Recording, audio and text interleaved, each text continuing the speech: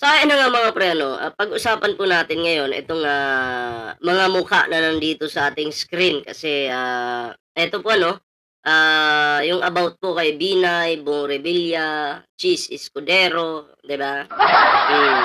So sila po yung ating, isa sa, pag-uusapan ngayon, 'di ba? Kasi itong mga pagmumukhang 'to mga pre, talagang, ito po yung isa sa nagpapahirap sa ating bansa, 'di ba? Oo, mahirap po 'no na patuloy tayong sumuporta sa mga taong, hindi mapapagkatiwalaan ng taong bayan, 'di ba? Kumbaga yung mga 'yan nagsenador lang pala para, mapuno yung bulsa, magpayaman, 'di ba? So 'yan po 'no, may video po tayo ngayon at, isa-isahin po natin ito 'no, panoorin po natin, bigyan po natin ng, reaksyon. Siyempre mga pre, sa mga hindi pa nakakapag, kape diyan 'no, kape-kape po tayo. Mhm. Ayan, 'di ba? Sarap-sarap pa lang ng kape kape, oh. Oh, higop, higop mga DDS. Hmm. So anyway, panoorin po natin ang video ito. Former Department of Public Works and Highways Undersecretary Roberto Bernardo says Senator Cheese Escudero and former Senators Bong Revilla and Nancy Binay allegedly received kickbacks from government flood control projects. Ayan na, etong si Binay, etong si, Cheese Escudero mga pre, Bong Revilla, lalo na itong si Bong Revilla, 'no? Nagpapayaman lang po yung mga 'yan. Hindi na po nami-miss po siguro ni Bong Revilla yung kulungan ano. Hmm.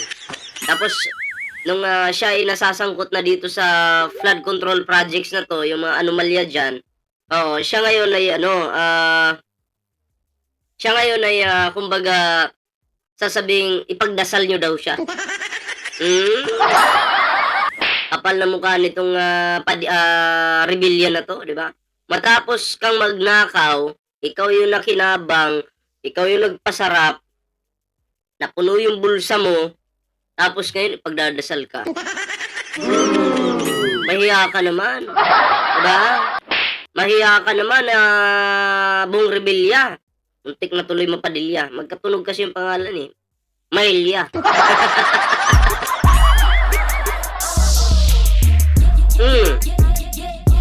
Ayan na hindi pa po nakakapag-like, share, subscribe sa ating video ngayon, comment down below para naman po, mabigyan po natin ng, reaksyon o komento 'no, yung inyong mga, comments diyan, ayan. Siyempre, may TikTok po tayo, may Facebook po tayo, ayan, oo, like, share, subscribe, share this video mga pre sa inyong mga GC, Facebook. Okay, tuloy natin. Bernardo made the claims during a Senate hearing, his first appearance as a witness.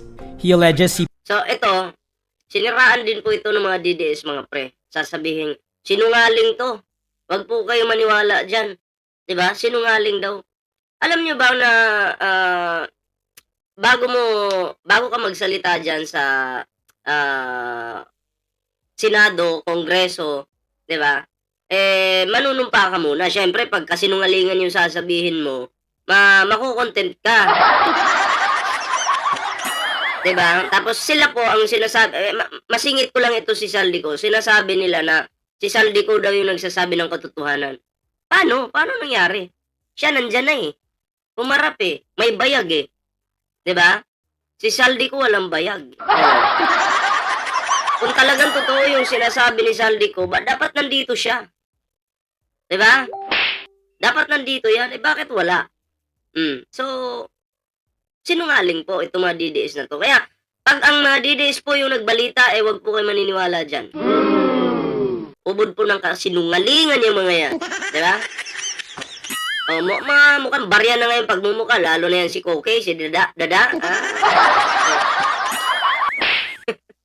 mga sinungaling po yung mga 'yan. Tuloy natin. personally delivered 160 million pesos. Ito pakinggan niyo 'to Witness.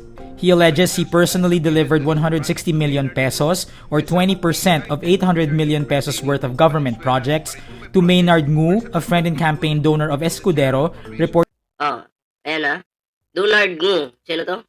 a friend and campaign donor of Oh, a friend and campaign donor of Escudero.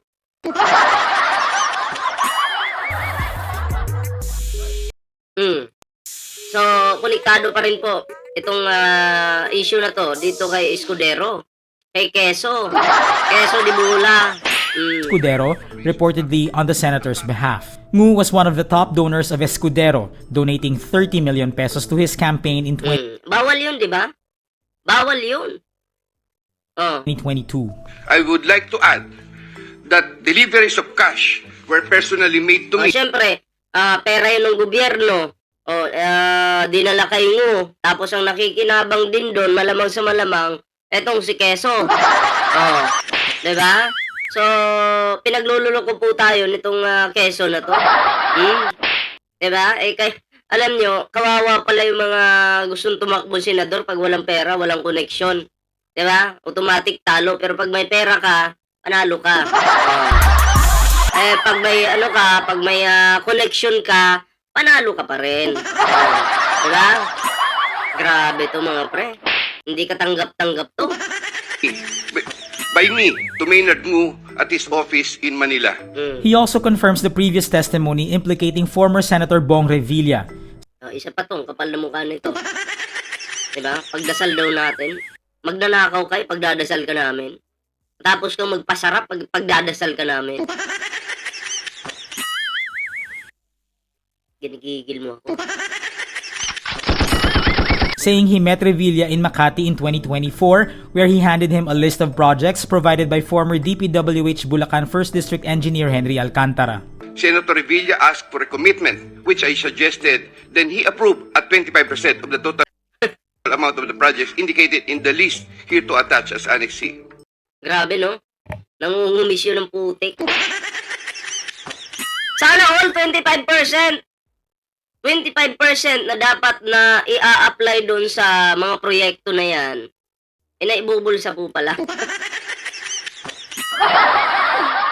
Uy, sakit sa bahang sa Rebilla.